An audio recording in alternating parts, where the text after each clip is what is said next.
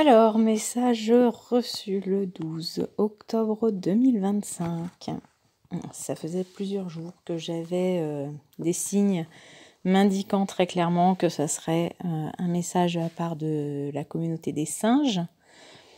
L'un des signes étant que justement j'avais commencé à canaliser en apercevant donc 3 singes qui s'étaient présentés à moi. Il y avait au centre oui, je pense un gorille, en tout cas le plus grand des 3 me semblait être un gorille.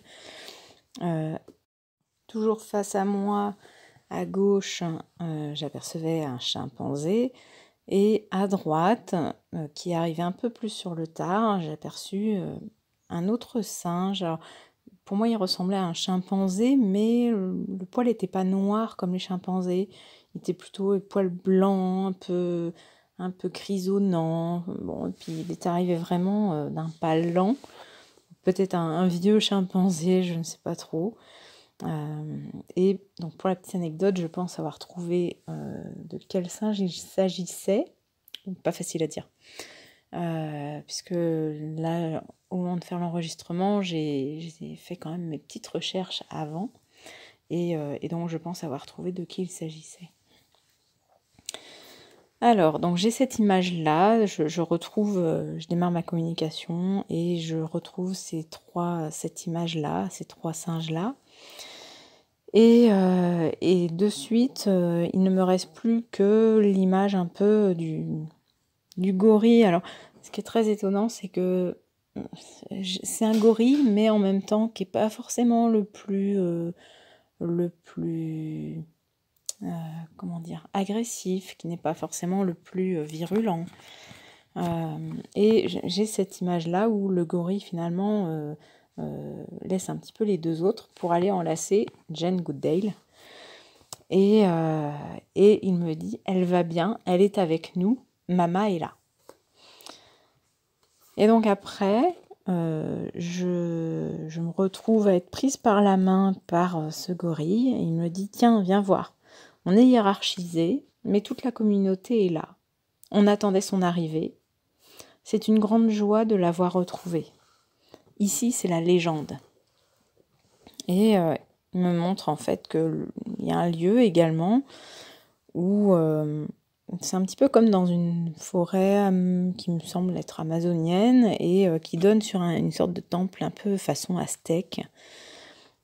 Et donc les singes comme ça vont et viennent aller jusque dans ce petit temple pour honorer en fait la présence de Jane. Mais je constate en fait que des fois elle n'est pas là, et que pour autant ils font quand même ce petit circuit-là. Et le gorille me dit c'est la place de Mama, et on lui rend hommage. Et je constate du coup que même quand elle n'est pas là, ils font ça. Il me dit oui, elle visite aussi les siens, les humains. Bon, ok. Bon. Après, on passe à complètement autre chose.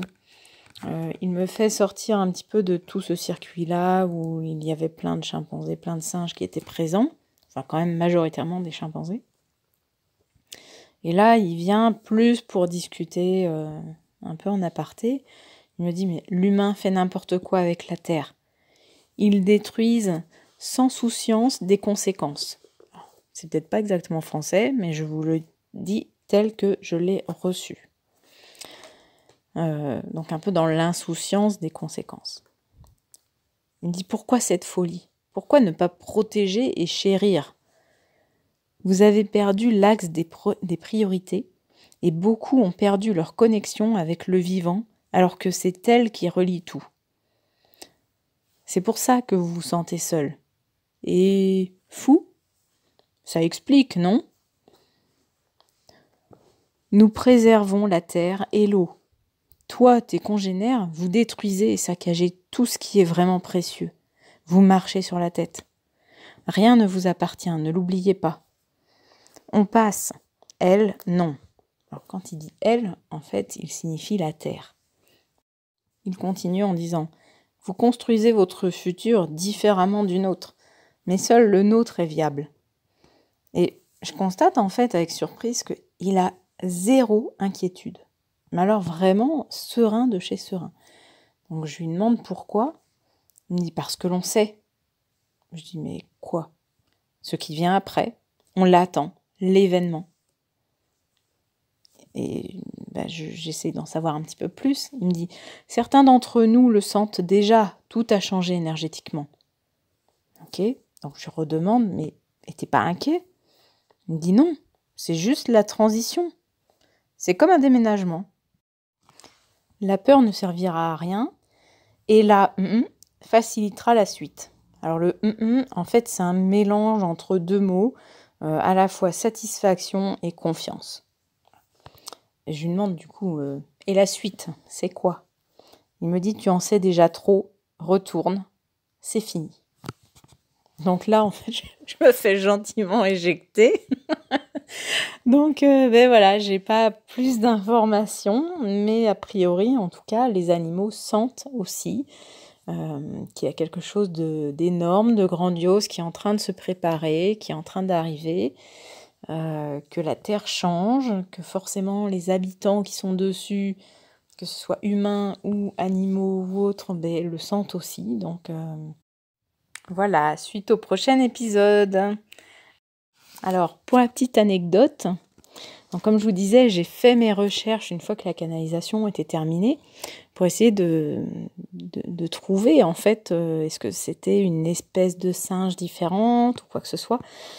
Et donc après une recherche sur Google Images, j'ai trouvé que le troisième singe, un peu inconnu au bataillon, qui s'était présenté très succinctement, qui ne m'a pas adressé autre chose qu'un regard, ressemblait à Sénat, qui est en fait le plus vieux chimpanzé du monde.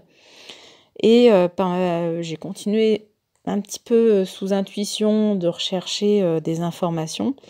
Et il s'avère que Sénat est un chimpanzé, donc le plus vieux du monde, qui était au zoo de Recife au Brésil, âgé de 67 ans et qui est décédé le 21 juin 2025. Donc seulement quelques mois après Jane. Et je suppose que tout ça était un petit peu prémédité pour justement être présent et l'accompagner. Parce que j'avais réellement cette sensation que le gorille était un petit peu le chef, on va dire, de cette unité. Et ces deux acolytes étaient plutôt, je les voyais vraiment comme des chevaliers de Jane, donc qui venaient l'accompagner et lui montrer le chemin pour passer de l'autre côté. Donc voilà la petite explication que j'ai trouvée. Merci Google. Je vous souhaite à tous et à toutes une très très bonne journée ou soirée et je vous dis à très bientôt.